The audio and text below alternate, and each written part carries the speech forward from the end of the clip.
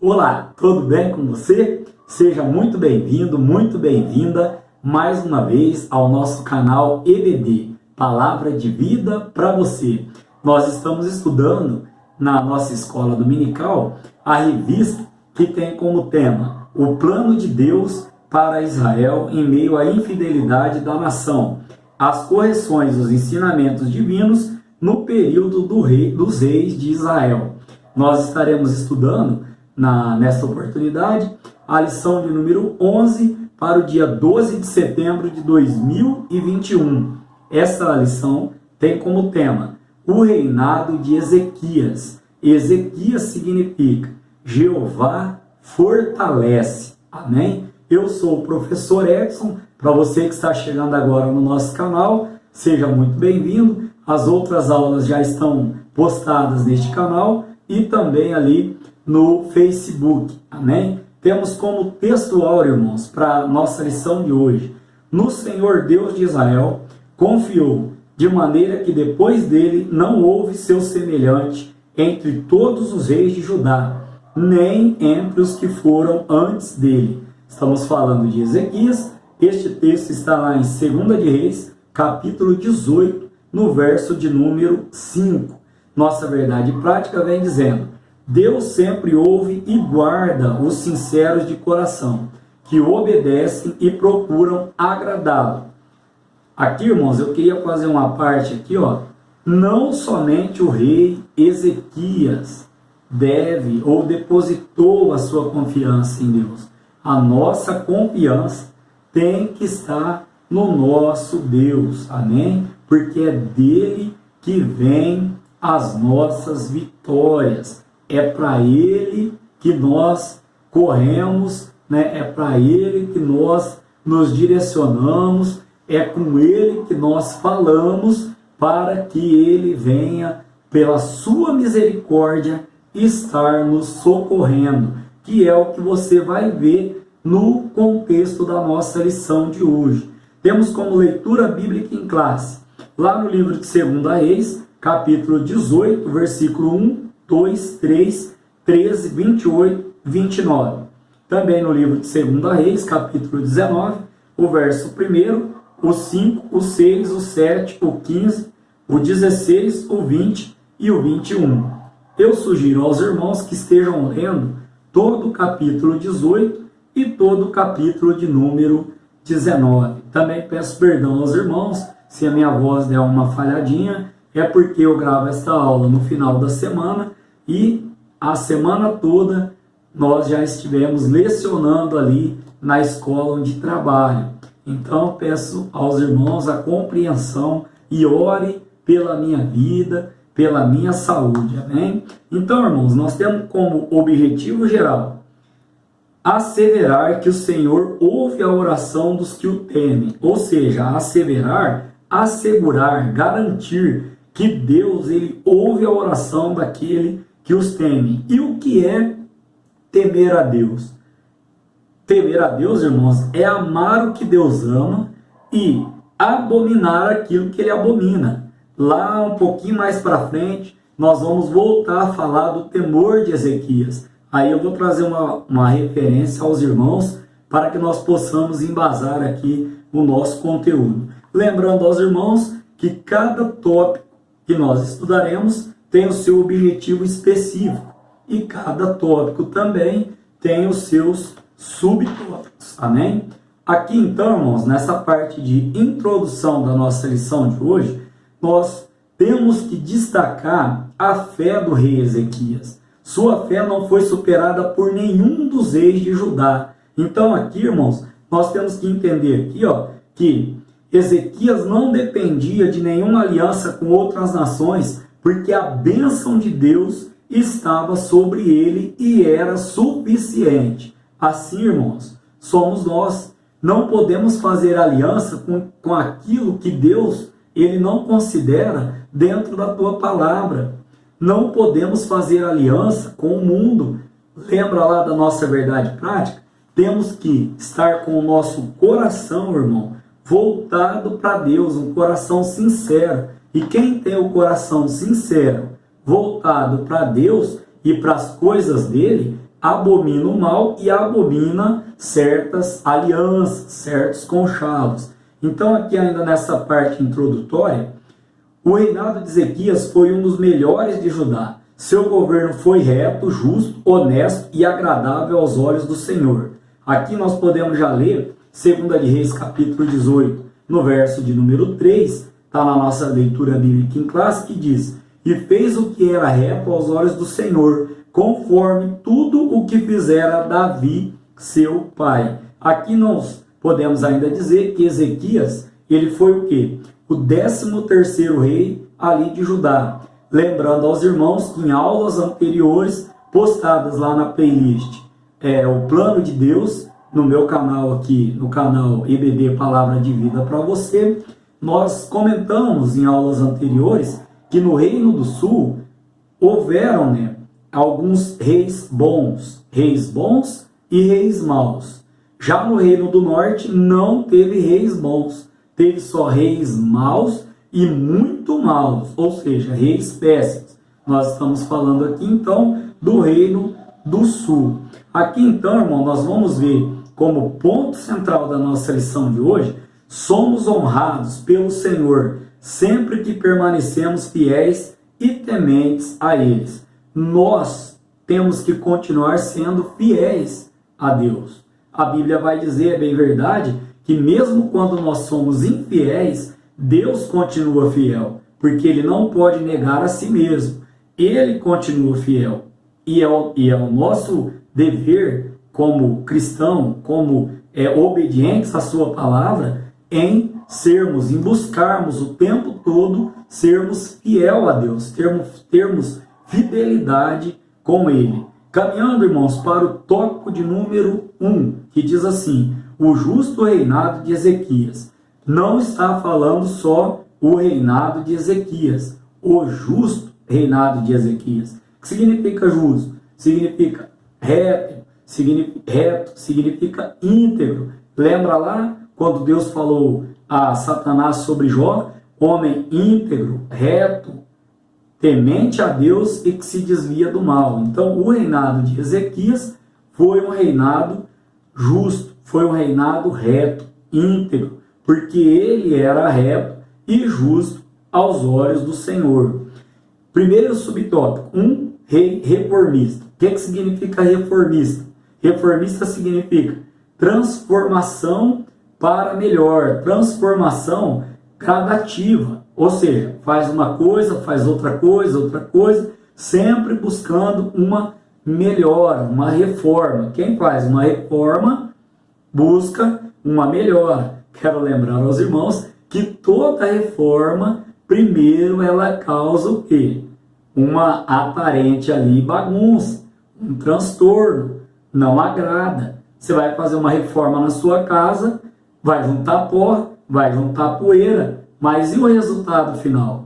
Com certeza será para melhor. Ninguém faz uma reforma para pior. Você faz uma reforma para melhorar algo ou alguma área da tua vida, alguma condição da tua vida. Então aqui, nesse subtópico, Ezequias instaurou uma ampla renovação espiritual do povo de Deus em Jerusalém.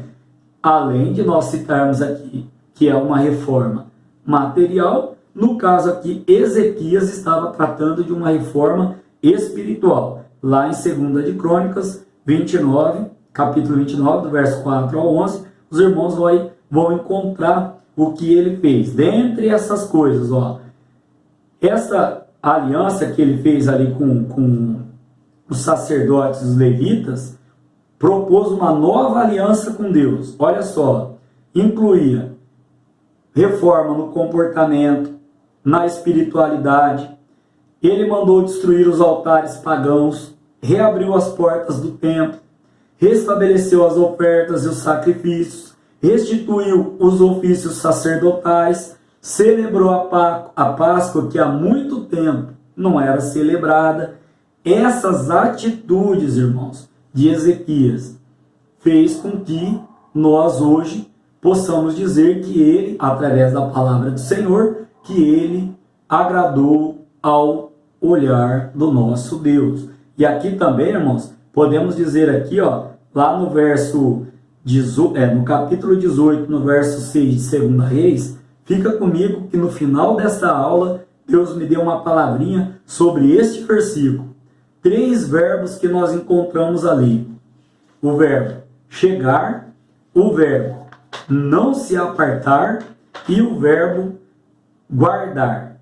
Fica comigo que lá no final da aula, Deus tem uma palavrinha para o teu coração, uma aplicação que Deus colocou no meu coração para trazer a esta lição de hoje. Nós vamos estudar então, no decorrer aqui da lição, várias situações que nós iremos aplicar aqui no nosso dia a dia. Então aqui ainda, irmãos, podemos dizer aqui, para continuar este subtópico, que Ezequias tinha um coração disposto a fazer a vontade de Deus.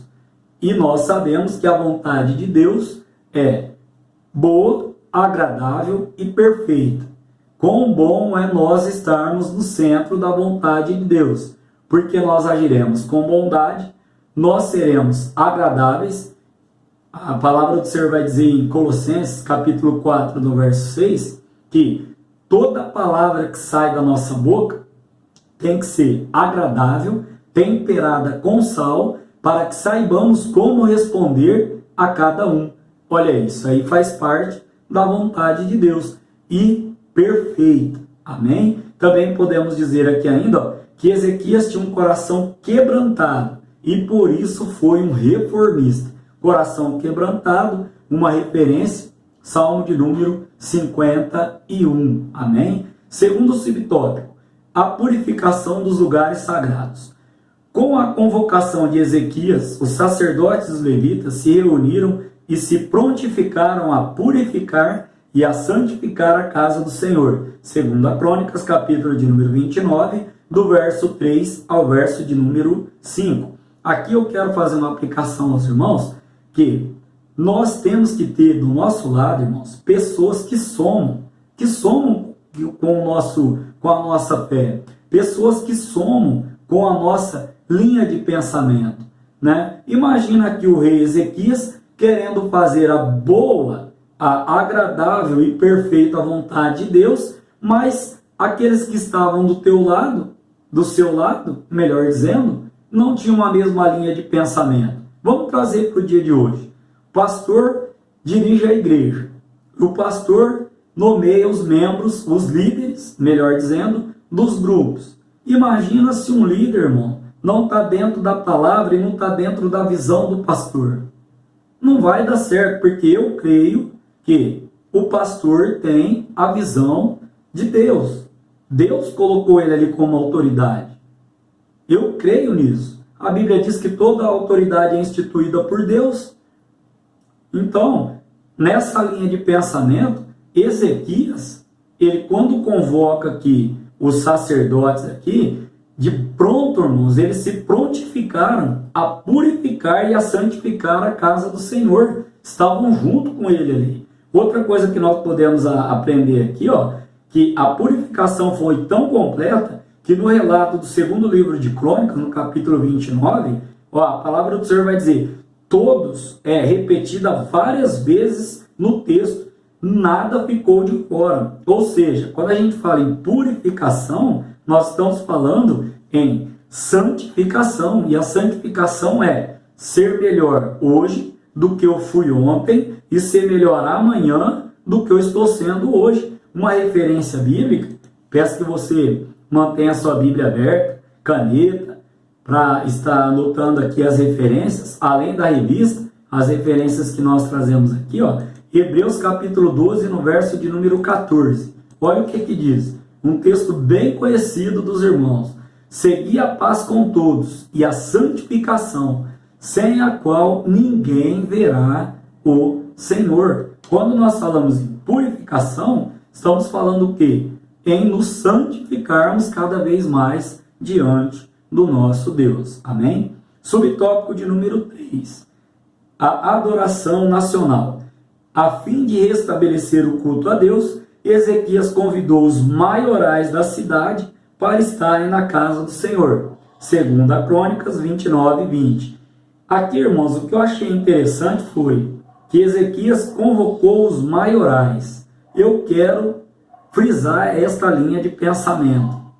Imagina se quando Ezequias convidasse ali os maiorais, aqueles que eram destaque ali, se eles não tivessem de bate-pronto comprado a ideia de Ezequias, se eles não estivessem, de bate-pronto, disposto a fazer a vontade de Deus. Aqui, irmãos, nós estamos falando de um líder, de um rei. E um líder, uma das funções dele, é de influenciar pessoas. Uma das funções do líder é diagnosticar os seus liderados, saber o que está acontecendo. Temos várias funções, mas as duas mais importantes, em minha opinião, um líder, ele influencia. Se você não tem uma boa liderança ou não está sendo uma boa influência, seus liderados vão seguir o teu exemplo. Agora, um líder como Ezequias aqui, de boa influência, debaixo da vontade de Deus e fazendo a vontade de Deus, irmãos, os maiorais ali estavam com ele. Então aqui, podemos ainda acrescer aos irmãos, que cenário maravilhoso. Uma nação inteira se prostrando e adorando aquele que é digno de toda a honra, de toda a glória e de todo louvor. Irmãos, como nós temos que orar para que a nossa nação venha estar nessa situação aqui. Hoje, infelizmente, não vivemos esta realidade. Quem acompanha o jornal sabe do que eu estou falando. Mas eu quero te dizer uma coisa. Deus nunca perdeu o controle de nada. Tudo está debaixo do controle dele. Você pode glorificar a Deus por isso? Aqui ainda, irmãos, além de toda a reforma, Ezequias também mandou celebrar a festa da Páscoa, que há muito tempo, como disse aos irmãos, não acontecia. Segundo a Crônicas, capítulo 30, no verso de número 1. Podemos ter como síntese deste primeiro tópico, onde nós aprendemos sobre que Ezequias foi um rei reformista, aprendemos também sobre a purificação dos lugares sagrados, também falamos um pouquinho sobre a adoração nacional. Podemos dizer, quando nos voltamos para Deus, as mudanças de comportamento e atitude são inevitáveis, pois a sua santidade nos constrange. Deus é santo e isso acaba constrangendo aquele que se coloca sobre a vontade dele e não está, obedecendo toda a sua palavra. Olha aqui o que a síntese vem nos trazendo. Quando nós nos voltamos a Deus, as mudanças de comportamento na nossa vida e as nossas atitudes são inevitáveis, porque o Evangelho é poder de transformação para a nossa vida, amém? Fomos alcançados pela graça de Deus. E quero dizer mais uma palavrinha. Houve um grande avivamento, toda a nação adorando a Deus, mas antes ocorreu uma reforma. O que está sendo, ou melhor dizendo, o que precisamos começar a reformar na nossa vida para que possamos viver um verdadeiro avivamento da parte do nosso Deus. Olha que palavra forte. Caminhando então aqui, irmãos, para o tópico de número 2. Se no tópico de número 1, o objetivo específico era apresentar o íntegro reinado de Ezequias, no tópico de número 2, temos como tema Senaqueribe invade Judá. O objetivo específico, sinalizar as afrontas de Senaqueribe. Aqui o que significa afronta, irmãos? Afronta significa bater de frente. Vamos lá ao primeiro subtópico. As ameaças de Senaqueribe. Senaqueribe já havia invadido Israel e aí resolveu sitiar Jerusalém. Quando ele resolve sitiar Jerusalém, resolveu por quê? Porque Ezequias não estava obedecendo a ele. Está lá em 2 de Crônicas, capítulo 32, no verso de número 1. Durante o cerco a Jerusalém, Senaqueribe, por meio de seus oficiais, usou como estratégia intimista, ou seja, de intimidação, a difamação de Ezequias e o afrontamento da grandeza de seu Deus. Segundo a Crônicas 32, do versículo 10 ao versículo 15. Como seu propósito era abalar o moral do rei e do povo, todas essas injúrias foram pronunciadas em hebraico. O que nós podemos aprender aqui, irmãos? Podemos aprender aqui que essa estratégia intimista significa o quê? Na minha vida e na sua vida. Todo aquele que se dispõe a estar fazendo a vontade de Deus, fazendo a obra de Deus, o inimigo se levanta para intimidar. Lembra lá da construção do muro? Neemias, Tobias, Sambalate. Todo aquele que se dispõe a fazer a obra do Senhor, o inimigo vai se levantar. Mas em nome de Jesus, a vitória é nossa, é daquele que está fazendo a vontade de Deus. E aqui também, irmãos, nós podemos trazer aos irmãos que essa intimidação aqui foi para quê? Foi para que Ezequias abandonasse o quê? Abandonasse a vontade do Senhor na sua vida. Nós conhecemos o relato bíblico. Eles não só falou, como ele ousou escrever carta e carta de afronta. Ele não estava somente falando a Ezequias, ele estava falando contra o Deus de Ezequias, contra o nosso Deus. E nós vamos ver que aquele que afronta, aquele que bate de frente com Deus, o fim dele não pode ser bom, a não ser que ele se arrependa, deixe, confesse, aí a Bíblia diz que alcança misericórdia. Não foi o caso aqui de Senaqueribe. Vamos ao subtópico de número 2, o temor do rei Ezequias. Essa palavra temor, irmãos, como eu falei aos irmãos lá no objetivo geral, que diz assim, que asseverar que o Senhor ouve a oração dos que o temem, aqui esse temor é em que sentido? Temor no sentido de respeito, A Bíblia vai dizer lá em Provérbios, vamos lá dar uma lidinha, Provérbios capítulo de número 8, no verso de número 13, anotei aqui aos irmãos, olha só como a Bíblia define o que é temor. Provérbios capítulo 8, verso de número 13.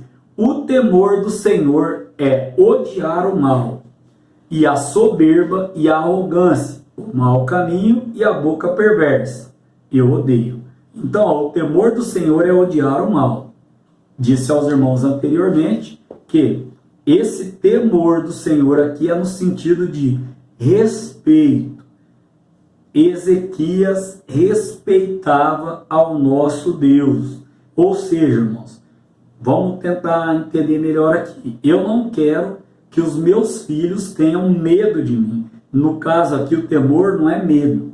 Eu quero que os meus filhos, eu oro, eu busco em Deus, ser um bom pai, para que os meus filhos tenham respeito por mim, não medo de mim.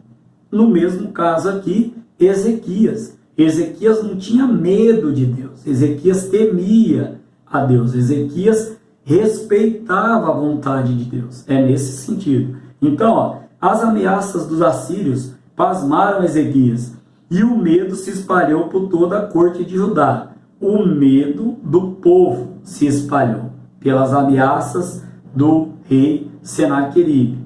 Mas o temor de Ezequias, olha só o que levou ele. O que levou o rei Ezequias a consultar o profeta Isaías. Lá em Isaías capítulo 37, do verso 1 ao verso de número 7. E a palavra dele foi de vitória para o povo de Deus. Aqui aprendemos que a obediência a Deus não é sinônimo da ausência de problema e enfrentamentos. Olha só, irmãos, que forte da parte de Deus. Não é porque nós servimos a Deus, não é porque nós tememos a Deus, não é porque nós estamos fazendo a vontade de Deus que nós não sofreremos afrontas, Que nós não sofreremos o quê? essas ameaças intimidadoras, essas ameaças aqui, como a revista trouxe aqui, ó, intimista, né? Quanto mais fazemos a obra de Deus, mais deixamos o inimigo furioso. Então aqui, ó, como síntese deste tópico, irmãos, onde nós aprendemos aqui, ó, sobre as ameaças de Senaqueribe, também falamos um pouco sobre o temor e explicamos o que foi o temor, né, de Ezequias. Síntese aqui, ó, nosso inimigo não tem nenhum poder sobre nós. Todas as suas pretensões passam pelo crivo, ou seja, pela avaliação e aprovação do Senhor. Lembra lá do servo Jó? Tudo que Jó passou, tudo que Jó viveu, tudo que Jó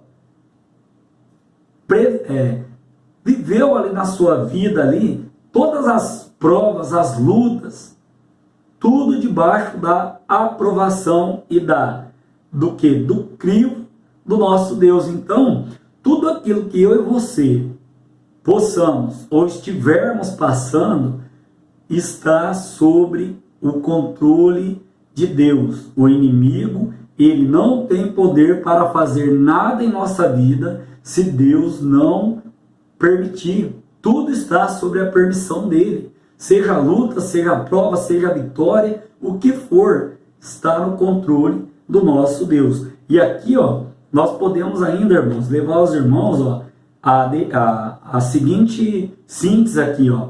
Deus nunca deixa seu povo desamparado. Olha lá o livro de Josué, irmãos, texto bem conhecido dos irmãos, mas Deus toca o meu coração em trazer, ó. Josué, capítulo de número 1, no verso de número 5.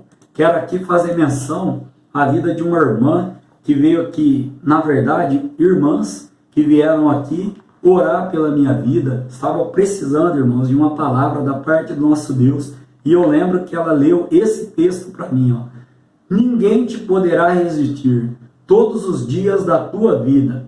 Como fui com Moisés, assim serei contigo. Recebe essa palavra.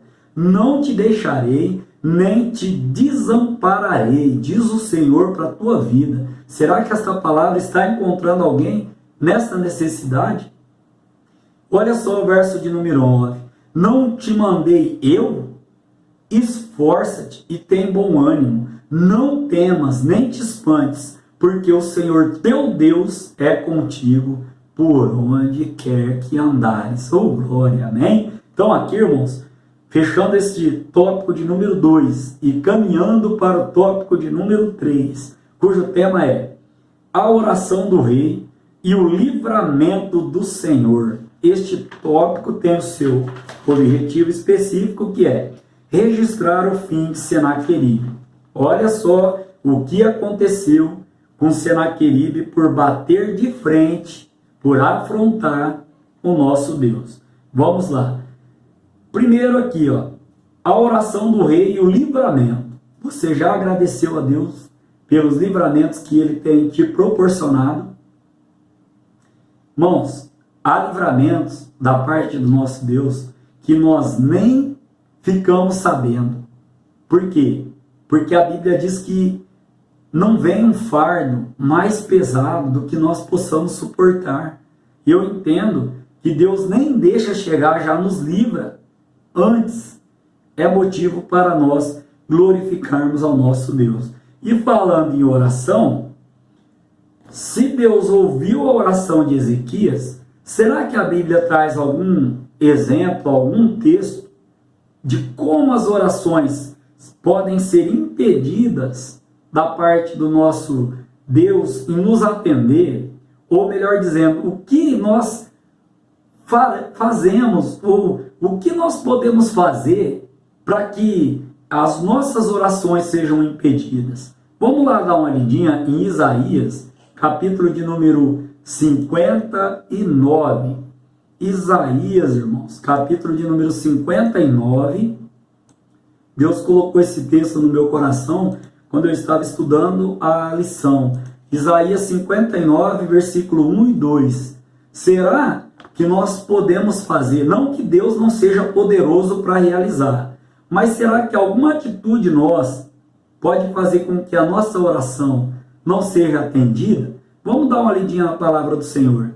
Eis que a mão do Senhor não está encolhida, ou seja, então a mão de Deus não está encolhida, para que não possa salvar, nem agravando o seu ouvido, nem agravado o seu ouvido, para que não poder ouvir. Olha o verso 2. Então, no verso 1, temos o Deus Todo-Poderoso, que tudo pode. Verso 2. Mas as vossas iniquidades, ou seja, os nossos pecados, as nossas prevaricações, as nossas concupiscências, fazem separação entre vós e o vosso Deus, e os vossos pecados encobrem o seu rosto de vós, para que não vos ouça. Então, a Bíblia registra, amém? Mas no caso de Ezequias, Deus ouviu a oração do seu filho. Subtópico primeiro, a oração confiante de Ezequias. Confiante, irmãos. A Bíblia vai dizer em Hebreus, capítulo 4, verso 16, acheguemo-nos, pois, com confiança ao trono da graça, a fim de alcançarmos misericórdia e graça, e sermos ajudados em tempo oportuno. Então, oração, a chegar a Deus com confiança, né? Para intensificar ainda mais sua estratégia do medo, o rei assírio enviou cartas, né, atrevidas e ameaçadoras ao rei Ezequias. 2 de Crônicas, capítulo 32, no verso 17. Aqui, irmãos, o que Ezequias fez? Pegou essas cartas, foi para o templo, apresentou essas cartas diante do Senhor e orou fervorosamente, lá em Isaías capítulo 37, do verso 14 ao 20. Ou seja, oração com confiança, receita para a vitória. Olha aí que glória, amém? Então aqui, caminhando para o subtópico de número 2, Deus conforta o rei. Deus usou o profeta Isaías para confortar o rei Ezequias e mostrar que estava com ele. Quero destacar aqui, irmãos, o seguinte. Primeiro aqui, o que Ezequias fez? Foi no templo e procurou o quê? Um homem de Deus, Isaías, e falou das afrontas. Deus usou esse mesmo homem, esse mesmo profeta, para trazer a resposta. O que eu aprendo aqui? Existem ainda homens de Deus pautados no que? Na sua palavra, para nos aconselhar, para nos ajudar, para nos orientar. Talvez eu estou falando neste momento para quem está passando um problema difícil. Ore a Deus, busque nele, mas também, peça direção ao seu pastor, ao seu líder. Ele foi levantado por Deus para poder te ajudar. Amém? Então aqui, irmãos, ainda Deus usa seus profetas para falar ao nosso coração. Amém? Então aqui, aquele ímpio havia afrontado e blasfemado do verdadeiro e único Deus. Olha só então, irmão, o que aconteceu. Naquela mesma noite, sem que Ezequias usasse qualquer arma, o Senhor dos Exércitos lhe deu o livramento. Um anjo do Senhor está registrado lá em 2 de Reis, capítulo 19, verso 35. Um anjo do Senhor visitou ali, um anjo do Senhor enviado por Deus, visitou ali o exército que estava sitiando Jerusalém e olha só, matou de uma só vez 185 mil assírios. O fim de Senaqueribe não poderia ser mais trágico. Foi assassinado pelos seus próprios filhos, segundo Crônicas, capítulo 32, no verso de número 21.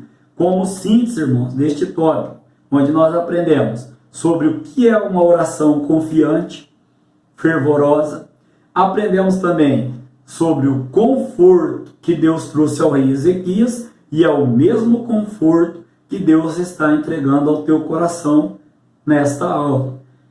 aquele que ousa afrontar o Senhor Deus é severamente castigado. Afrontar aqui, irmãos, como nós vamos ver na nossa conclusão da aula de hoje, 2 pontos para a conclusão. Primeiro, aquele que afronta a Deus, aquele que zomba do Todo-Poderoso, não vai ficar impune. Né? A Bíblia diz que Deus não se deixa escarnecer.